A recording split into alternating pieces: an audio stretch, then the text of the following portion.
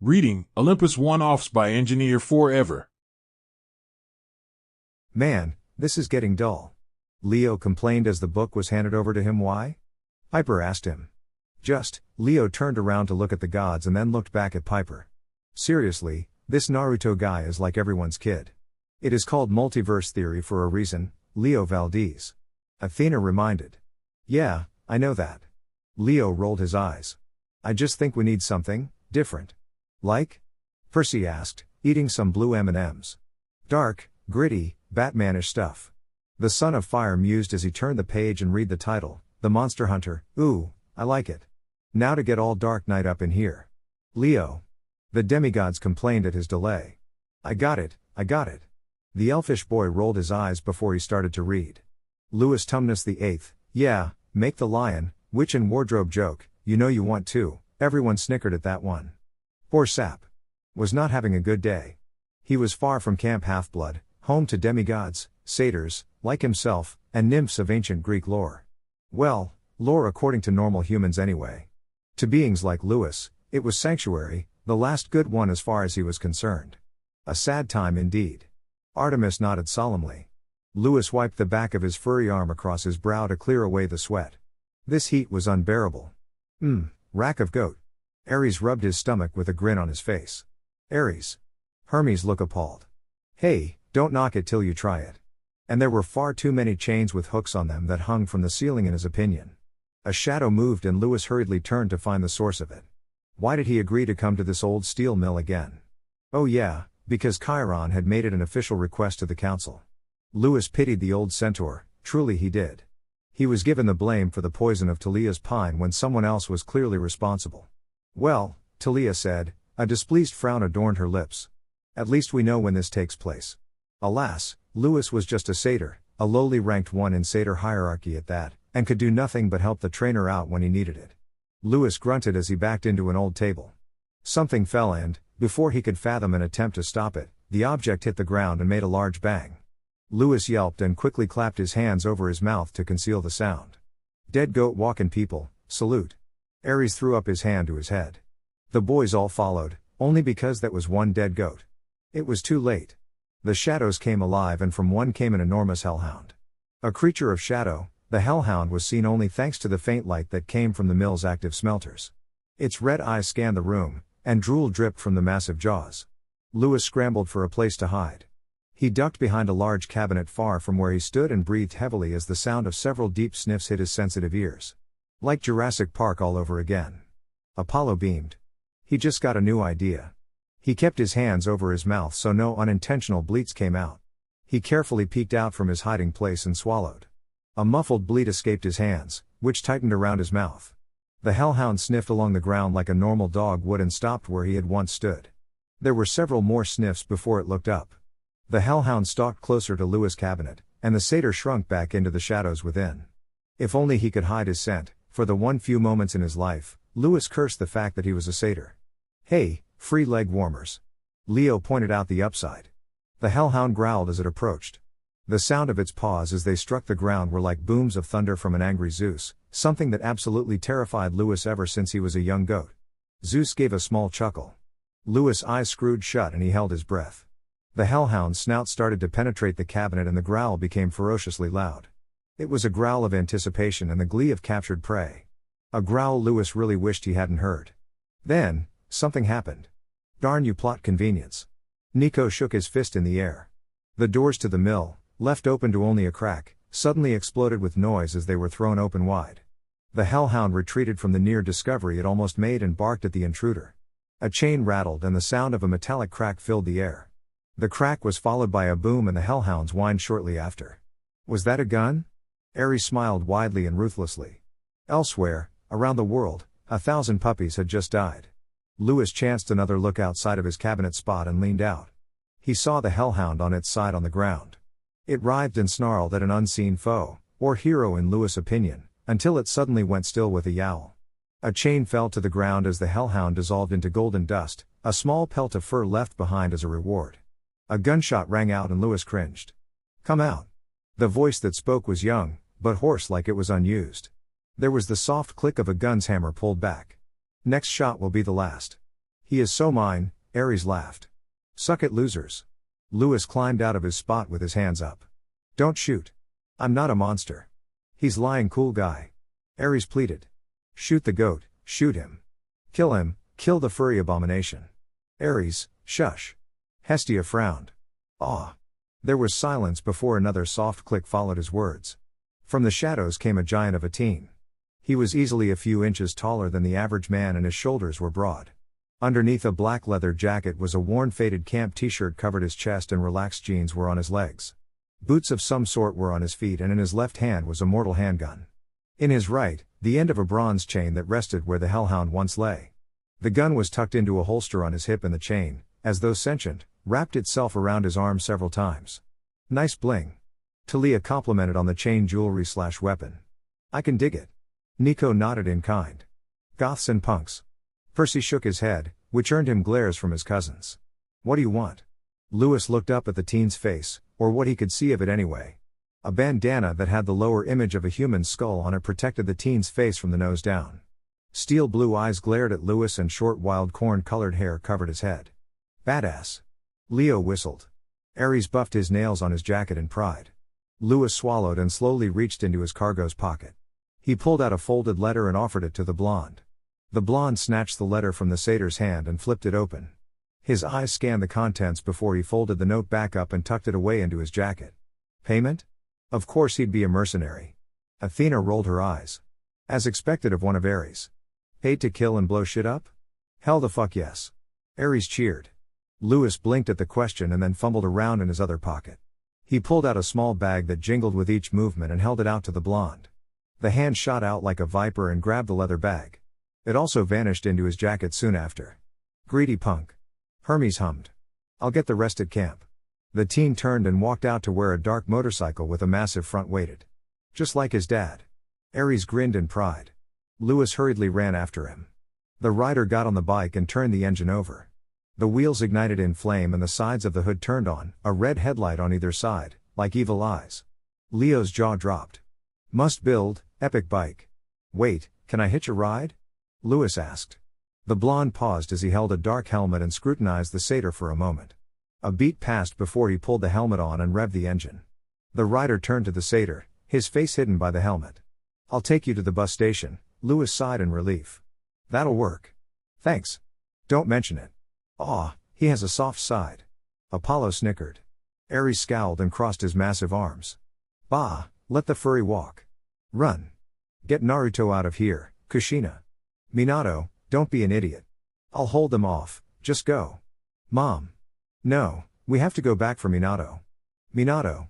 The rider shook his head and lifted his face guard to rub at his eyes. He lowered it so that the wind didn't bother him and brooded over his dream. That dream had gotten really old, really fast. Ooh, dark origin story. Leo bounced in his seat. Just like Batman. Makes him a bit interesting, Aphrodite said with a small smirk. It had been 6 years since that day, the day his mother and stepfather died. 6 years since he left Camp Half-Blood behind along with all the friends he made.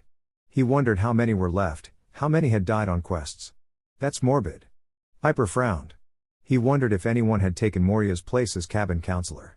Well, he thought idly, I guess I'll find out for myself once I get there. His hand hit the autopilot switch and he retook control of his prized creation. What? Ares blinked stupidly. Hephaestus chuckled. No, no. Ares wailed. All that awesome. No way. The cripple got all that? Suck it. Leo cheered. I'm amazed Kushina did the deed with him. Aphrodite blinked in bewilderment. The smith god huffed. I can be charming. As a freshly shined wrench. Apollo snickered. You walked into that one, Dad. Leo nodded. Hephaestus grunted in return. It was originally a bodyguard for his mother, made in his first year, for when he was away at camp. After she had met Minato and things started to look serious, he took the bot with him to camp in his third year to tinker and toy with it. A motorbike bodyguard, like Knight Rider?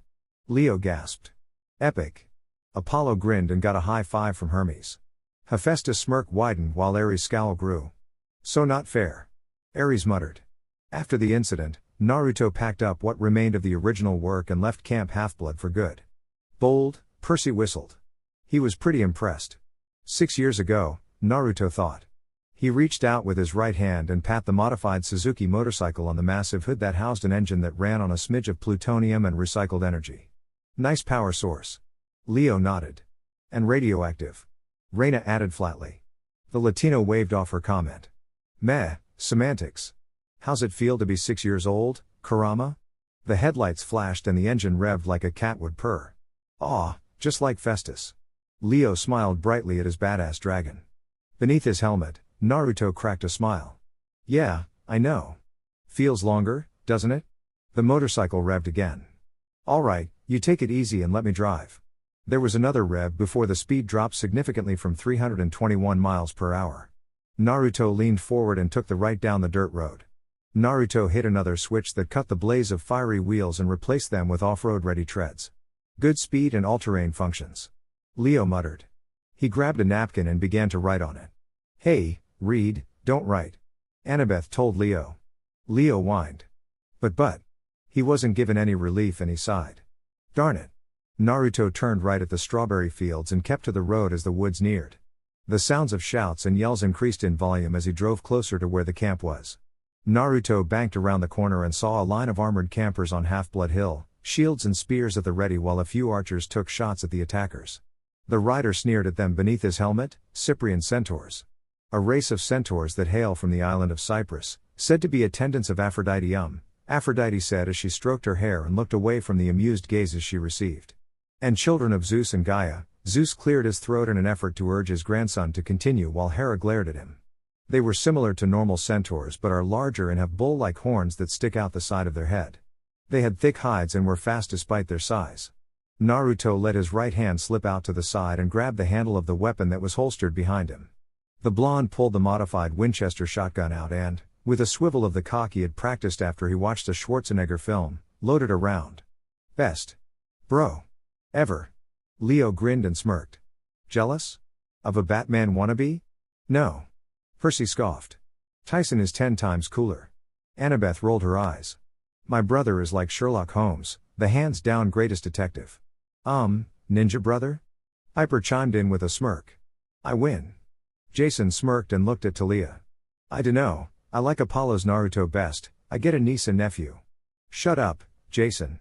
He sped ahead of the centaurs and skid to a halt halfway up the hill. With his other arm as a balance, Naruto fired a round at the small force. 3 seconds after his shot, 3 of the centaurs were coated in fluid that burst into flames on contact with their skin. One fell into dust then and there, but the other 2 fled, and the flames that covered them remained despite their attempts to douse them. Effective. Reyna commented idly. Naruto swiveled the shotgun again and drove at the surprised platoon. As he drove past one, he unloaded a bronze shotgun shell into its head. At the sight of their brother's head exploding, the centaurs abandoned their charge and chased after him as he sped away. Wow, he saved Clarice. Percy grinned as he got a push from Annabeth. Sure, they're friends how, but Percy would still rag on her from time to time. Naruto shook his head. Too easy. He holstered the shotgun and twisted his wrist. From around his arm, the bronze chain slipped down and rattled in the wind. He threw his arm out at a distant tree and the chain shot out. It wound twice before it became lodged in place. Naruto turned around and led the centaurs into the woods, where he wound his way through the trees. The centaurs continued to follow after him, which led to their downfall. Throughout the chase, Naruto let his chain get hooked on several trees. The result was akin to a comedic run into the clothesline sketch. I love those. Piper snickered. Only with a bronze chain that cut through the centaur's midsections like they were butter. Piper was silent and horrified. Jason patted her shoulder to console her. Naruto retraced his path and unwound the chain with a sharp tug. As he broke through the brush, one centaur blindsided him and tackled him off of his bike. Ooh, fail. Ares jeered. Naruto got back to his knees with a groan. He pulled his cracked helmet off of his head and put his hand to the gash that rested over his eye. He looked over to where the centaur slowly rose to its hooves, a stump where its left arm once was. The blonde then looked for his motorcycle, which he found on its side a few meters away. One detail stuck out and Naruto's eye twitched. You scratched my bike. And now he's dead. Leo glared. Never scratched the ride. Ares and Apollo nodded, both wholeheartedly agreed with Leo. Boys. Artemis shook her head. You killed my kin. The centaur growled in return. It used its spear to rise to its full height. A scratch will not satisfy my desire for your death, halfling. Naruto just glared at the centaur. The chain dangled from his wrist and he tightened his grip around it. Fire burned in his eyes and he focused solely on the centaur before him. The centaur charged forward with a yell and Naruto twisted his right wrist. The chain shot out to wrap around his left wrist and he ran at the centaur. Just before the centaur's spear was within strike distance, Naruto jumped and turned midair. His chain dropped down and caught itself under the centaur's neck. Naruto landed on the half-horse's ass and pulled the chain back. Okay, strangling a monster, that's new. Frank whistled. Percy waved it off. I strangled a sea serpent once. Modest. Annabeth smirked at him. She got a lopsided smile in return. Air left the centaur's mouth and slowly, the bronze chain glowed as it started to burn its way through the centaur's neck. Naruto tightened the length of the chain and continued to pull while the centaur bucked. This continued for about 5 minutes, when the centaur dropped to the ground and pulled at the chain that strangled him. Naruto twisted the chain so it completely encircled the Cyprian's neck. A sadist. Demeter commented lightly, which got a frown from Hephaestus. He scratched his bike. It's a completely legitimate response, the smith god said. This is for scratching my bike, Naruto said softly before he gave a final pull and sliced through the monster's neck with his chain. The monster's head fumbled in the air for a second before it began to dissolve into golden dust along with the body. Naruto let his chain wind up around his arm once again as he watched the monster disappear. All that remained was the centaur's spear, which Naruto picked up and broke over his knee. As he took the spearhead and tossed the natural remains of his spoil into the wood to be made use of, the armored campers ran towards him. Naruto ignored them and went to his bike. That's nice. Talia frowned. Scratch on the bike. Leo stressed. He shook his head. I swear, you gotta be one of us to get it. He ran his finger along the scratch on the hood and glowered. Sorry, Kurama, he said softly. The bike's headlights flashed once and the engine revved. Naruto patted the hood and pulled the bike back onto its wheels. While he looked over the side that had hit the ground, the campers had circled him and watched him warily. Who are you? A girl with a red plume on her helmet demanded, her spear pointed at him. Naruto ignored her and continued to clean his bike of dirt and examine it for any damage. The girl growled and the tip of her spear became covered by red lighting. I said, who are? Girl might get smoked. Hephaestus commented. He got a venomous glare from Ares. Shut it, Crip. Enough, Clarice. The voice of an older man cut in. The girl, Clarice, frowned and backed off, her spear's red lightning died down as she did. Hoofs clopped to a still and Naruto looked up at one of the few friendly centaurs he knew that didn't have a bad drinking habit. If only. Dionysus complained as he threw an arm in the air with a scowl on his face. Chiron smiled down at the blonde. Thank you for coming, Naruto. Monsters are coming in waves, why wouldn't I be here? Naruto rose and offered his hand, which Chiron took in a strong grip. Nice to have some decent forges to use, anyway. I'd imagine so, Chiron said with a small smile as he released Naruto's hand. He looked Naruto over and sighed. So much has happened in these past few years, I hear you took on the Nemean lion. Ha, rocks for us. Percy told Talia. Yeah, but now you're going to be full of bullets. That'll suck. It ran away before I could finish it, Naruto said bitterly. Oh, good. Percy nodded. Now I won't be full of bullets. He looked down at his bike and then back at the centaur. Can you give me some space? I need to give Kurama a thorough checkup. Chiron nodded and turned to the other campers. Back to your stations, there is no more trouble here. Yes, Chiron, Clarice said after a moment. She turned to the other campers that dawdled behind and barked. You heard the centaur. Move it. 10 hut soldiers. Frank saluted at his father's shout with a serious look on his face. The demigods let out a few snickers. After the campers had made it halfway up the hill, Naruto turned his attention to some of the controls on the bike and began to flip various switches. With a final turn of the ignition, he backed away and gestured for Chiron to do the same. The motorcycle shuddered and revved the engine before it started to change. The hood flipped back and the wheels rolled up into the bike. The sight was one of technical wonder, as Naruto's bike continued to change. With a few final clicks of gears being shifted in place, the bike had transformed into a lion-sized fox, with bright red eyes. The fox shook itself and stretched like a cat before it barked at Naruto. Festus is still more awesome. He's a giant dragon. Nico pointed out. Exactly. Leo grinned. Bro did a good job, though. Mad props. I'll bet, he said with a nod. Naruto turned to the surprised Chiron and nodded his head to the bike. Chiron, meet Kurama, or QB 3.4.1. Mark 9. Talia smirked. It made sense since that was what the fox was based off of. Astounding work, Naruto, Chiron said as he looked over the automaton fox. Tumesian inspired? Minato's favorite story. Naruto shrugged. He patted the machine on the head. Kurama here is my greatest creation. Interesting name. I know you're of Japanese heritage, but why Kurama? Chiron asked. It's a mountain in Japan and an anagram, Naruto said. Killbot utilized for roaming areas and monster annihilation. Best nephew ever. Ares admitted as he frowned. Ah, now he wanted a killbot. Kurama barked and sat at Naruto's side like a loyal dog would. Good boy. Naruto tossed the spearhead he had gotten from the Cyprian into the air and Kurama caught it in his mouth. As it chewed, Naruto looked to Chiron with a bit of pride in his eyes. His teeth are bronze, but painted over with steel-infused chemicals to give the illusion of normal metal. Ah, science, what can't you do? Leo smiled. Bring back the dead. Nico pointed out. Leo snorted. I'm living proof you can. Godly magic stuff, not science. Science is working on it. I hope not. Hades frowned. For your sake. Quite. Chiron stared at the fox as it swallowed the spearhead like a meal. He was a bit unnerved by the fox, more so when it seemed to look at him and lick its chops. The centaur cleared his throat and then turned towards camp. Well, shall we? Naruto shrugged and slipped his hands into his jacket pockets. I don't see why not. Come on, Kurama. Kurama barked and it followed the centaur and its creator. Chiron explained the situation in greater detail as they walked. Naruto took it all in with a small frown behind his bandana. Apparently, someone had poisoned Talia's pine and the barrier had fallen a few weeks back. As he walked past the tree, Naruto observed the dying wood with a bit of concern. No wonder Chiron was taking the blame. Zeus must have been infuriated when he saw what happened to his daughter's tree.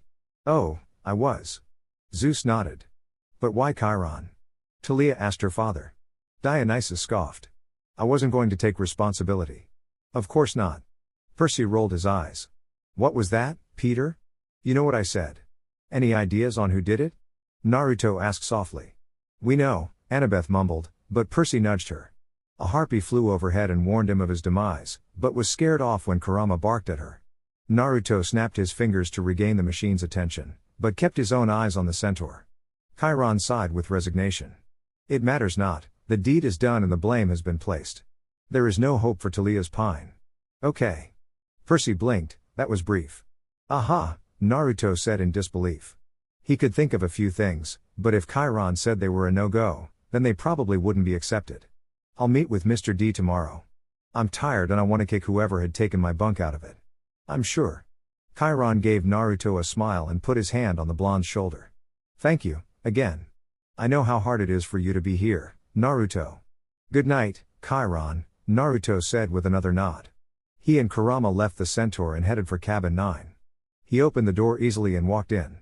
Kurama followed and pushed the door shut with its tail. Naruto walked through the cabin until he came to the underground bunks. He stomped 3 times on the ground until a hatch popped open and out came a tired dark-skinned teen a few years younger than him. There's Beck. Percy smiled sadly. Annabeth reassured him with a squeeze of his hand. Ha, who are you? He asked. Naruto Uzumaki, the blonde said with a frown. Seemed Moria either died or followed his example, since the kid was in her bunk. So dark, Leo whispered eerily. Son of Hephaestus. The boy blinked tiredly and focused in the dark on the taller teen. When'd you get claimed? 9 years ago. Naruto frowned. Back when you were playing with crayons, Annabeth said in an old lady voice.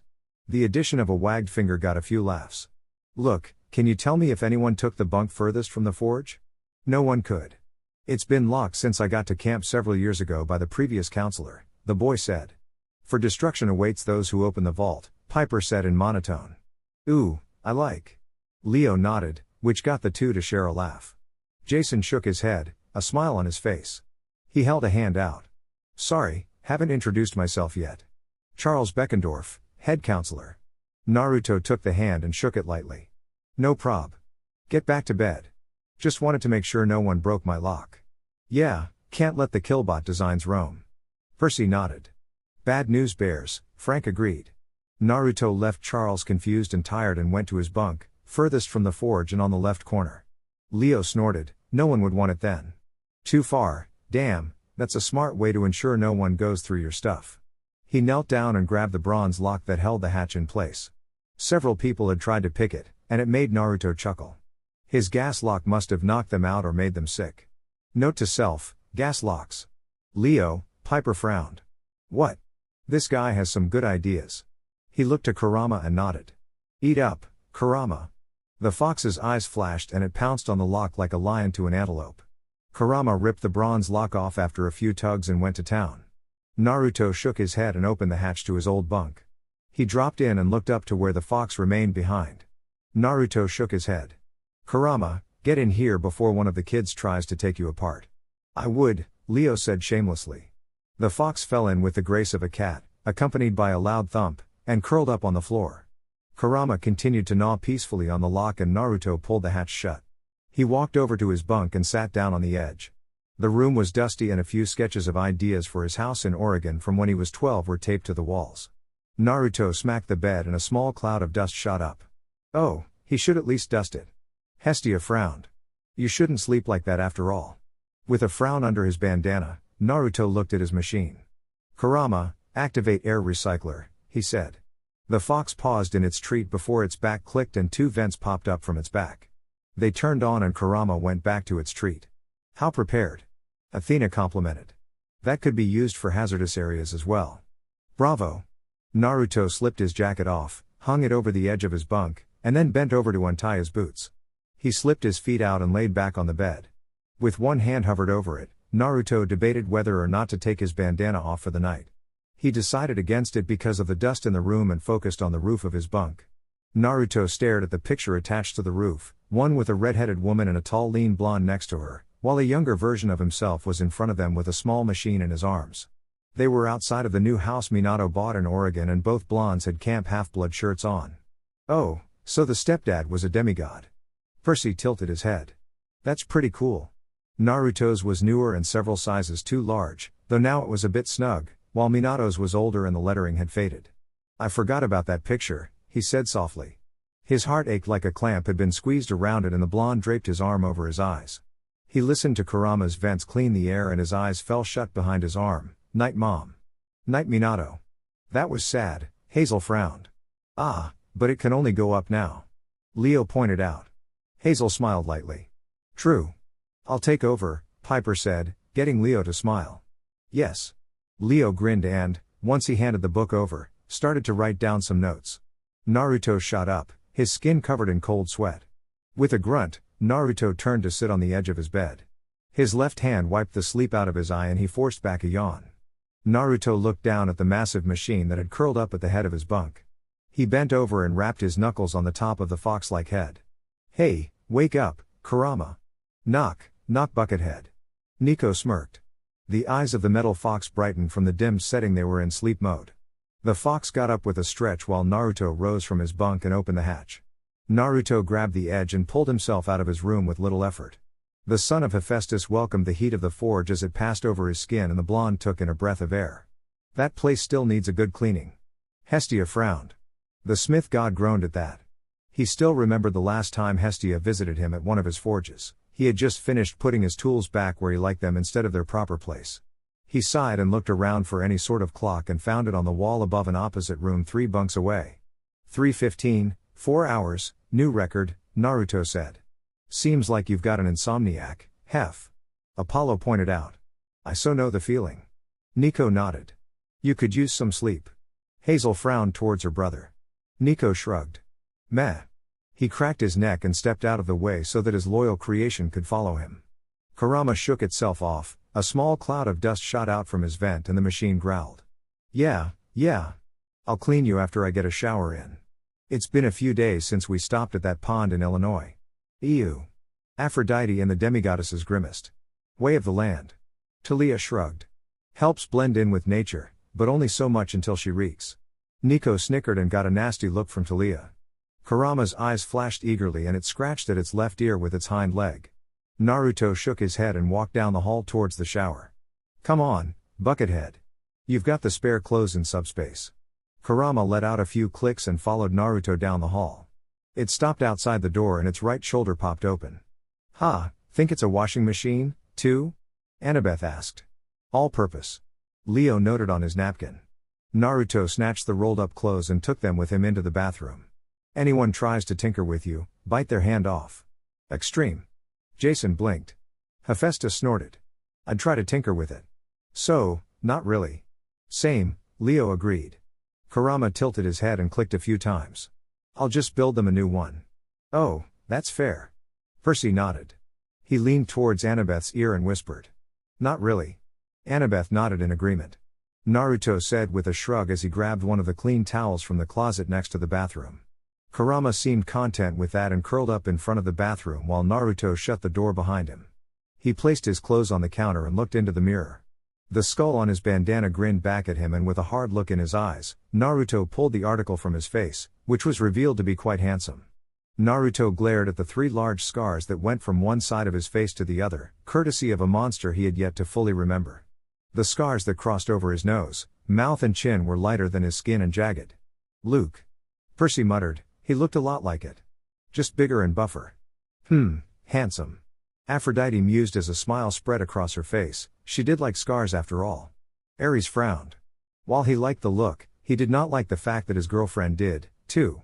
The day he had gotten them, Naruto had lost his mother and stepfather. He looked away from the mirror and pulled his shirt off. He balked at his own odor as it wafted off the shirt and hurriedly turned the shower on.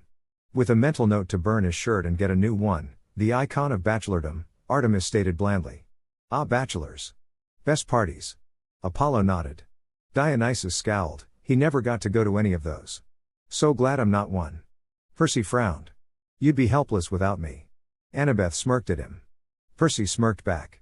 Duh. Naruto stripped down and jumped into the hot shower. When he was finished, Naruto quickly dried himself off with the towel he had grabbed and got dressed. Naruto walked out of the shower clad in a clean pair of jeans and a white wife beater that clung to him like a second skin. He balled the other clothes up, save for the camp shirt he planned to drop into the forge. Hey! Leo waved his fist. Don't go funking up the fumes, dude. I'm not there yet. And gave them to Kurama.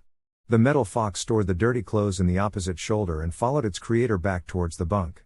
Naruto fell in, pulled his boots on, put his contained ammo clip strapped around his right thigh. Never leave home without your clip. Ares nodded. And left his jacket on the edge of the bed since he didn't need it. Now fully dressed and ready to run into battle without injuring his foot. Talk about embarrassing, hee, Achilles. Apollo snickered. Naruto climbed back out of his bunk and went towards the forge. As he planned, the first thing he did was drop his old camp shirt into the fires and watched it burn. Pyro in the making, Jason said. Leo rolled his eyes. It's not like he got off on it. Gross. Hazel blanched. That was too much information. When it finished, he moved on to the next project in his mind. Ammunition. He grabbed a bar of bronze and set out to make the 2 calibers he needed. A few hours passed and Naruto had made at least 100 full metal jacket .45 bullets for his Colt and had just closed the 40th 12-gauge round for his Winchester when the boy from before, Charles, walked into the forge with a few other children of Hephaestus behind him. As he heard them amble in, Naruto grabbed his bandana from his pocket and tied it around his face. So he's sensitive about his scars, sue him. Oh, nothing to fret over. Aphrodite grinned. He was shy, too? That's cute. Hey, who's that? One kid whispered to the others. Kids can't whisper. Percy snickered. He stole a glance at Nico, who glared at him. I am death, he whispered darkly. Don't let Thanatos hear you say that. Hades told his son. Relax, Sam. His name is Naruto, Charles said. He walked over to the blonde, but backed off when Kurama looked up from where it laid next to its creator and growled at him. Easy, Naruto said gruffly and dropped a small chunk of celestial bronze to the fox. The fox grabbed the chunk and began to gnaw on it. He turned away from the shell he finished and looked over the slightly shorter teen. How'd you sleep, Charles? Call me Beckendorf, the head counselor said. Naruto shrugged. You got it, bed and drawers. Why did we never think of that? Percy blinked. Beckendorf was too imposing. Annabeth reminded him. Right. On second thought, call me Charles. Charles rubbed his face while the other kids snickered. He gave them a stink eye, which made them stop snickering but couldn't stop the smiles on their faces, before he looked back at Naruto. After you woke me up, I slept rather well. When'd you wake up? What time is it? 6. 3 hours ago, Naruto said. He turned back to his crafted bullets and hummed. I need boxes to carry these, Kurama, fetch some small iron sheets. Don't eat them. The metal fox looked up from its treat of bronze and whined. Hungry little killbot, isn't it? Reyna commented, she'd rather deal with her dogs. They didn't need to teeth. I think it makes it more lifelike. Hephaestus argued. I wonder what else it eats, Ares chuckled darkly. He got some concerned looks. Naruto rolled his eyes. Don't give me that, you've got a chunk of bronze in front of you. Eat that when you're done. Kurama let out a snort and got up. It slunk past the other members of the cabin, all of their eyes glued to the complex machinery that moved past them, and grabbed the items as requested. Automaton? Beckendorf asked. Naruto scoffed. Please, no offense to Hephaestus, but Kurama is more advanced than a simple automaton. Ooh, name basis? Leo winced. That's harsh. Hephaestus wrinkled his face a bit, but made nothing more about it. AI? The lone girl of the group asked. I'm Cassie, by the way. Naruto nodded at her. Naruto. AI are too chatty. He's pretty much a really intelligent animal. Like a dolphin or an ape or something. Ah, dolphins. Poseidon beamed, a sea god's best friend. Literally. Athena snorted, owls were far smarter. Kurama let out a dolphin's laugh as it brought back several sheets of iron as Naruto requested. The blonde let out a snide chuckle and snatched the sheets from the machine's mouth. Smartass. I like it. Percy grinned, that was cool. Plus, free washing machine. What are the base components? A boy, perhaps Sam that spoke earlier, asked. His fingers twitched and Naruto could see the plans form in every one of the kid's eyes. The blonde smirked beneath his bandana. An old Sony radio, a Suzuki motorcycle and several household items. They all looked a bit upset that he didn't elaborate and he chuckled. Yeah, no. Kurama's one of a kind. Boo, tell us more. Leo whined. He got a pat on the back from Jason. One of a kind. The breaking point lyric played from Kurama as he resumed to gnaw on his treat. Naruto reached down and patted the fox-like machine on the side. Damn right, boy, Naruto said with a hidden smile. He looked up at the kids and amusement glistened in his eyes. So, we going to continue with 20 questions or are we going to work? Just one last question, Charles said. How old are you? 18, Naruto said. Plenty old. Leo looked impressed. Yeah, for living long, Nico said dryly. Dude, you sound like the dead. Percy, so help me. Now, Hestia shushed them and gestured for Piper to continue. That seemed to satisfy the kids and they scattered to different corners of the forge in order to begin their own projects. Naruto watched them all for a moment and then turned back to his project. Cute kids. Give me some of Draymond's lyrics, Kurama. The fox let out a few clicks before the drums of heavy metal filled the cabin. Of course, heavy metal, Apollo said flatly. It's good, the smith god said. I know, just, so cliché. The other kids didn't seem to mind as they were all hard at work. Naruto grabbed a sheet of iron and started to measure out dimensions for an ammo box. He nodded along with the beat of the metal that blared from his fox's speakers and grabbed a welder's mask that had a white skull painted on the front of it. He's got so many skulls and crossbones we might as well call him a pirate. Percy shook his head. Reyna frowned. I hate pirates. He pulled out a saw and began to cut the iron to his measurements. About a half hour later, Charles walked over to Naruto as he put the finishing touches on his second box. Naruto lifted the mask and looked at the younger counselor. Can I help you? Actually, I have a question. At Naruto's brief nod, Charles hesitated, searching for words, before he spoke.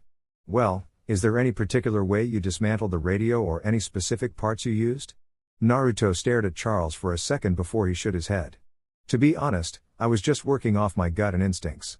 Let the smith in me come out and take control. It's why I blare the metal, I get lost in the chaos.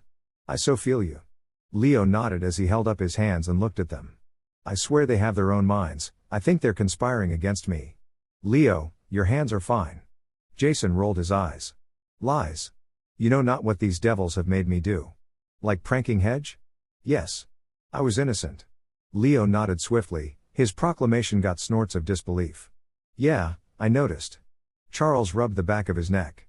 He lifted his other hand and showed off a green cube. I, pulled myself out of a trance and found this cube of circuits and wires from different things put together. I don't know how I did it. Instincts, Naruto said. He grabbed the cube without bothering to ask and looked it over. Looks like Kurama's core. A bit larger. Thinking of anything in particular while you worked? Charles swallowed and looked away slightly. Nothing in particular. Oh ho. What's this? Aphrodite glimmered with glee. Duh. Annabeth smiled. He had it so bad for Selena, Aphrodite tittered. Naruto arched a brow. So Charles had a crush, huh? Good for him. The blonde, personally, didn't get girls.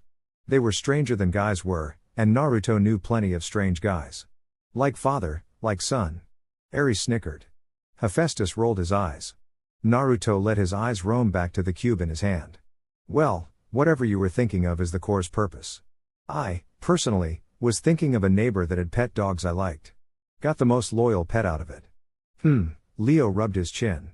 I don't like that, Piper mumbled. Jason rubbed her shoulder. If he tries anything, just charm him out of it. Charles blinked and flushed lightly. So, if I was thinking about a girl. Probably something mushy, Naruto said as he handed the cube back. Don't really know how my stuff works, it just does what I want it to. Kind of like that mutant from X-Men. Forge? You do know that character was based off of our father, right? Best character ever, Hephaestus said. Tony Stark. Leo pointed out. That's another one, but he doesn't have techno powers. This is true, but still. Iron Man. The Smith god rubbed his beard. I think I have one of those somewhere. Whoopee. Let's send Marvel a thank you note on his behalf, Naruto said dryly. He turned back to his ammo box and flipped his welder mask back down. Listen, Charles, I'm not one for advice on girls. I'm still a friggin' virgin for Christ's sake. I am too. Talia nodded with a grin. Get frustrated at night? I will char you, Valdez. It's a legitimate, a leviginal, never mind. Right. Charles blinked, a bit surprised at the laid-back announcement. So, you've never had a girlfriend? Don't see the need for one right now, Naruto said shortly as he started his welding torch back up. Maybe later. Oh, it will be later all right. The love goddess was already in plot mode if her smile was anything to go by. Aphrodite. Her husband frowned. He didn't want her messing with one of his kids. What? All you need is love everybody. All you need is I'll shut up. Apollo was cowed by Artemis' glare. Okay, thanks, Naruto, Charles said. Naruto grunted in return and the cabin counselor went back to his workstation. Awkward. Piper summed up that scene. Insightful. Aphrodite corrected with a grin. When he was done with the ammo boxes and stored them in another subspace storage limb on Kurama. The blonde lightly tapped the side of Kurama. Get up. You're getting a tune-up. Kurama let out a whine. Oh, don't give me that, it's been 4 months since your last one. And there's the scratch I still have to buff out, Naruto said. Kurama clicked in return before it stood up on all 4 legs. Several parts hissed before the left side of Kurama's body opened to reveal a complex, near biologically accurate but mechanical interior. Naruto crouched down next to the killbot and pulled a flashlight from his back pouch. He heard several tools clatter to tables and rolled his eyes. Eager to see under the hood, Frank chuckled. Who doesn't want to see it? Leo grinned. Anyone tries to sneak a peek at his interior and I'll rip your eyes out. He didn't bother to turn around as he gave his warning. That sounds fair. Nico mused. And painful. Talia added. The 6 kids, compared to him anyway, immediately returned to their own duties. Content that his work wasn't going to copy directly, accidental or indirect duplication was acceptable to him. Naruto began to thoroughly look his pride and joy over. As he finished the wax job that would leave Kurama near spotless of any dirt, a horn sounded. Food. The demigods cheered. More appeared in front of them and they grabbed some snacks. Naruto turned the buffer he used off and looked over to Charles. The head counselor looked at his other siblings with a lopsided smile. You guys know what that means. Breakfast, he said. He set his welding torch and goggles down. Let's go before Mr. D sends another harpy after us. Ah, good times, Dionysus sighed with a small smile. Why is he allowed around children again? Apollo asked. It's a punishment. Zeus claimed. He's failing at it, Athena said dryly. You obviously don't see how I suffer. Mr. D huffed, sipping his Diet Coke. A couple of the kids shuddered while the other grumbled and put their own tools down. Naruto shook his head and set the wax buffer on his workbench. He looked at Kurama, the machine sparkled under his gaze, and smirked. You're going to rub yourself into the dirt, aren't you? Kurama just looked at him innocent eyes, or at least as innocent bright red lights could be. Naruto sighed and patted the fox on the head before he followed his cabin mates out. All right, well, don't stray too far and don't try to eat any satyrs. Must have one. Ares begged. He turned to the Smith god. Hef. No. Oh come on. Ares whined. No. Ares crossed his arms and started to grumble like a brat. Kurama barked indignantly. I know it was 5 years ago, but still. The goats are everywhere here and I'm pretty sure the other campers wouldn't be happy if a satyr went missing, Naruto said dryly. Yeah, not so much. Percy nodded. At least Grover isn't there, Talia sighed. Percy frowned. No, he's got it worse. Oh, yeah. The hunter nodded. He followed the other members of Cabin 9 to the dining pavilion and, despite the whispers of the other campers, had a rather nice time to himself as he did. Kurama even ran off at some time to rub himself into the ground and ruin the wax job that had taken Naruto 20 minutes to do. Reina rolled her eyes. Such a kind, loyal, and loving pet. Hazel smiled lightly. I think it's kind of cute. Just before Naruto could sit down and enjoy breakfast, a throat was cleared. Naruto turned to the head table, where a man dressed in a Hawaiian shirt and purple shoes sat. Dionysus, or Mr. D as he insisted the demigods call him, had his purple eyes locked on the son of Hephaestus and a small scowl on his face. Charming as always, Dionysus. Aphrodite frowned. Oh, I try. Truly I do, the wine god said sarcastically. On his right was Chiron, his white flank as spotless as ever and his human torso covered in light armor. On the left was a man in an orange jumpsuit with the number 0001 on it. Percy glared at the image. Hello Mr. D, Naruto said as he approached the table. He turned to Chiron. Morning Chiron. Good morning, Naruto, Chiron said with a nod. The prisoner coughed into his fist. Allow me to introduce myself to you, demigod. Don't care, Naruto said. He didn't want to give the dead king the satisfaction of having his attention. Okay, second favorite Naruto. Percy grinned. Instead, Naruto focused on the god that looked a tinge amused at the rebuttal to the prisoner. Sorry I didn't come see you when I first got here. It was late and I know you don't like your naps interrupted. Wasn't really in the mood to be turned into a squirrel, again. Oh, those were the days, Dionysus sighed. I never get to do things after the first time. Because we scare you. Athena frowned at her brother. She still remembered when he had turned one of her sons into an owl. It was very upsetting. PSH, you wish. The wine god scoffed. So you did learn from that, Mr. D said with a smirk. He grew serious and opened a new can of Diet Coke. May I ask why you have returned? Chiron issued a contract, Naruto said. The god turned to the centaur and Chiron crossed his arms. A little going away gift to you, Mr. D, Chiron said with a wry smile. Cheeky centaur. The party god muttered. Mr. D did not share the sentiment. Thank you, Chiron, for the wonderful gift. Think of it this way, Chiron said. It'll save you from writing those ghastly sorry your kid died letters. Ugh, such a pain. Mr. D complained. He got looks all around from the gods. Mr. D hummed. That's true. I may not care if they do or don't, but the parents' replies are rather rude. And I'm not allowed to turn them into vermin anymore, so they just pile up. Instead I have to wipe memories and you'd be surprised how angry some of the other Olympians can get when they're forgotten by past lovers. Dionysus whistled innocently while the gods glared at him. I'm sure they are, the prisoner said. He glared at Naruto, most likely for his rude behavior towards him. So, boy, what makes you so special? I see you're a son of the crippled god. You'd think he'd learn. Hephaestus frowned. He's already being punished, what does he have to lose? Hades asked. The smith god grunted. Naruto blinked dryly at him and then turned to Mr. D. He threw a thumb at the prisoner. Is he really the best you could scrap up for Chiron's job? Oh no, I was going for the worst. If I couldn't make you miserable, might as well get someone stupid to do it for me. Dionysus explained, being honest with his methods of madness for once. How do you function? Hermes asked. Dionysus smirked at him and held his can up. Diet Coke. Oh, Tantalus has all the qualities of an activities director, Mr. D said with a wry smile. His eyes twinkled in amusement when he glanced at Tantalus. Naruto arched a brow quizzically and followed the god's gaze. Tantalus was staring intently at a pancake set before him and swallowed down the drool that threatened to leave his mouth. A fork and knife were in his hands and he tried to cut the breakfast, but it rolled up and fled from his fork. When Tantalus tried to stab it, it stood upright. Naruto blinked at the sight and a smile cracked under his bandana.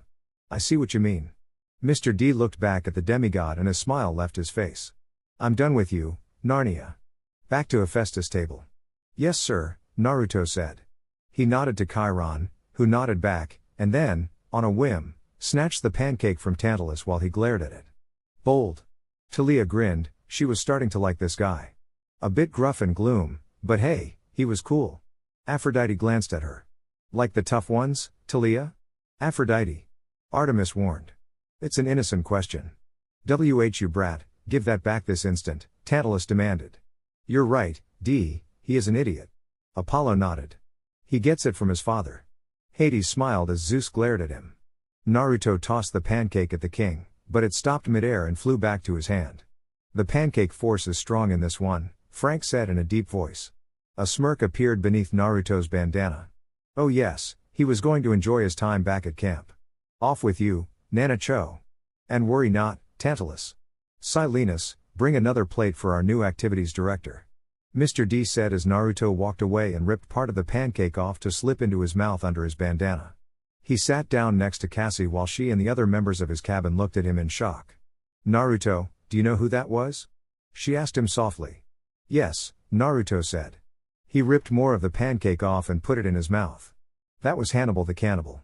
Nice, Apollo grinned and high-fived Hermes for the awesome movie reference. Ick, Piper shivered. Worst movie ever. Too much meat? Quiet, Leo. While the other kids were a bit confused, a passing satyr heard him and laughed.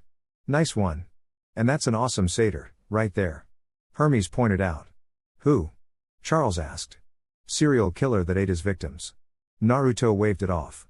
You gotta see the movies, breakfast continued, and Naruto occasionally slipped something under his bandana to eat.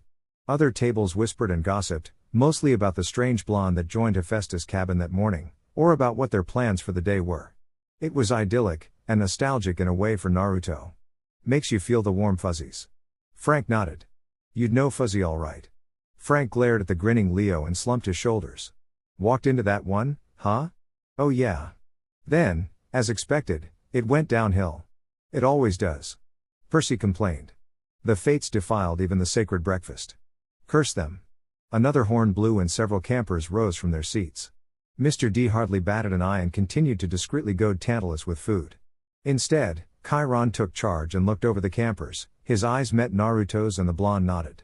Naruto rose from his seat and ran towards the camp's boundary line. First on the line, first to die. End of story. Ares bowed his head. So grim. Apollo frowned. We hardly knew him. Heck, Perse hasn't even come in yet. Yeah. Percy nodded. Well, there's one upside so far. Ares smirked. He cupped the side of his covered face with his left hand. Kurama.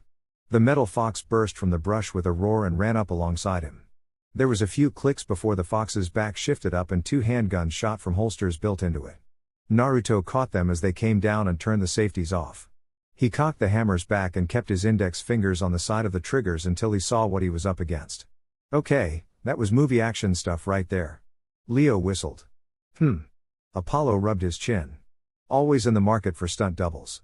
We do all our own stunts already though, Percy said with a grin. Oh, nice one. The sun god snickered. When he got to Half-Blood Hill, Naruto found a camper pinned by a large monkey-like creature, only it had no tail. Planet of the Apes. Frank gawked. Kill the furry little bastards. Ares encouraged with a grin. The fall is coming. Artemis frowned. Okay, Nico said in bewilderment and looked at Piper. Hurry the hell up and read. Naruto lifted his left hand and took a shot that nailed the monster in the head. It fell to its side off of the demigod and turned to dust. While Kurama ran into the fray to take more of the monkey-like monsters out, Naruto stopped and offered his hand to the downed demigod. Thanks, the boy said. He was about the same age as Charles and had honey blonde hair and gray eyes. Athena's kid. Who are you? Name's Naruto. Cabin 9, Naruto said. Malcolm. Cabin 6, Malcolm said in return. He picked up his dropped sword and looked at the weapons in Naruto's hand with a hint of disdain. Guns? Aw, boo-hoo. Is he going to bitch about it? Ares mocked. Athena glared at him. There's nothing wrong with not liking guns. Naruto arched a brow. You're dissing the weapon that saved your life? Exactly. Silence, Ares. The wisdom goddess frowned as she got a smile of mockery from her war-loving brother. No, but listen, kid, we can debate the morality of using mortal weapons as the son of a Greek deity later, Naruto said. He peered past Malcolm and lifted his right hand up. The gun within it fired and a monkey-like monster fell to the ground as it leapt at the same girl from the night before, Clarice. Saved from a monkey, a bull, and a cyclops. Percy ticked off his fingers. Ares ground his teeth as he seethed. She glared at him, but Naruto turned his attention to Malcolm. What are they? Nijoi satyrs, Malcolm said with a frown. What? Percy blinked. There's monster satyrs? Yep. Annabeth nodded. Ha, go figure. Kid obviously didn't like guns. These things are satyrs?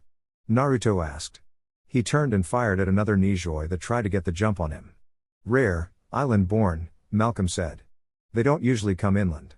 Of course now they would come. Talia huffed, stupid monkeys. Let it be said that she did not like Planet of the Apes. Gave her bad dreams as a kid. Ha, well, guess what? Today's our lucky day. Naruto turned and walked into the fray, calm as he put a hole in each satyr that leapt at him. Over their hoots and hollers, Naruto yelled. Kurama. Unleash the wrath of Ares on these things. Activation code, slaughter. Yay. Slaughter. My favorite adjective. He knows what that means, right? Hermes whispered to Athena. I doubt it. The wisdom goddess returned with a roll of her eyes. Kurama stopped where it was before it shifted and changed. The sleek, slightly menacing fox curled up into a large ball and suddenly jutted bronze spikes out of its surface. With a few final clicks and whirs, Kurama started to spin. Dirt was kicked up as it did before the death ball started to rip its way through the ground and shred any poor monster that got in its way. Ball of Doom. Lame. Jason rejected Leo's name. Spikes of Anarchy? Meh. Well, what do you got? B-ball, like a Beyblade, but better. Damn. Leo cursed. That was good. Throughout all of this, Naruto continued to keep the Nijoi away from the boundary line while the other demigods recovered. There were a good couple dozen of them out of Kurama's range, so it kept Naruto busy for a few minutes. One managed to bite his arm before he shot it point blank in the head. Ugly buggers, he said under his breath. Another jumped at him with its mouth open and he shoved the barrel of his Colt into the orifice. Say ah. Bitches. Ares added with a grin. Bang, one less Nijoi. They capitalized on Naruto when his clips ran out. Naruto spun his guns around and used them like blunt weapons to knock them away. When he had a few seconds, he ejected the clips and tucked his guns into the back of his belt. Naruto pulled 2 more clips out from the strap on his right thigh and slammed them into place. He pulled his guns back out and grinned beneath his bandana. Round 2. Yippee-yo Kaya mother scratchers, Frank declared. His father glared at him. At least say it right. The skirmish lasted another 5 minutes before Kurama came to a stop and unrolled. Naruto emptied his clips and reloaded the handguns calmly, despite the feeling of eyes on him. When he finished, he tucked the 2 weapons into the back of his belt and flipped the safeties back on before he faced the armored demigods behind him. A golden brow arched up. What are you all staring at? Dude, can I get one of those? Colt classic. Hermes winked. Richard, Malcolm said to the boy. Richard shrugged. What? That was awesome. And a lot easier than swinging a sword. Why don't we use guns, or lasers? Leo asked. Because of the days of old, Zeus said firmly. Boo.